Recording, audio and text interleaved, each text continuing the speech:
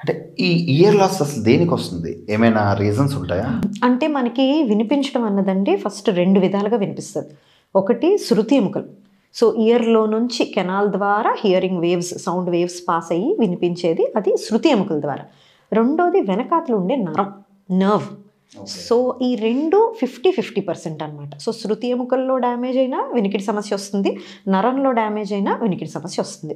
So, depends on the disease. ఇప్పుడు కొంతమందికి ఏంటంటే శృతి ఎముకల్లో డ్యామేజ్ జరుగుండొచ్చు. అది లాంగ్ స్టాండింగ్ చెవులో ఉన్న ఇన్ఫెక్షన్స్ మూలాన అవ్వచ్చు. ఒక్కోసారి ఆసిక్యులర్ ఫిక్సేషన్ అంటాం. అంటే శృతి ఎముకలు ఒకదానికొకటి అతుక్కుపోతుంటాయి అనమాట. వీట్లి వల్ల కూడా హియరింగ్ లాస్ రావచ్చు వాళ్ళకి. ఇవన్నీ మిడిల్ ఇయర్‌లో ఉండే జబ్బుల వల్ల. అట్లా కాకుండా ఒక్కోసారి అంతర్భాగంలో నరం ఉంటుందనమాట. నర్వ్. సో, ఆ నర్వ్ తాలూకా డెఫ్‌నెస్ అన్నది యూజువల్‌గా మెజారిటీ కండిషన్స్ మనం పెద్ద వయసులో చూస్తుంటాం. 50 సంవత్సరాలు, 60 సంవత్సరాలు దాటిన వాళ్ళు నరం తాలూకా బలం స్లోగా తగ్గిపోయి అది వినికిడి సమస్యలాగా ప్రెజెంట్ అవుతూ ఉంటదనమాట. సో, అది ఏజ్ రిలేటెడ్. సో, అది we have to accept that.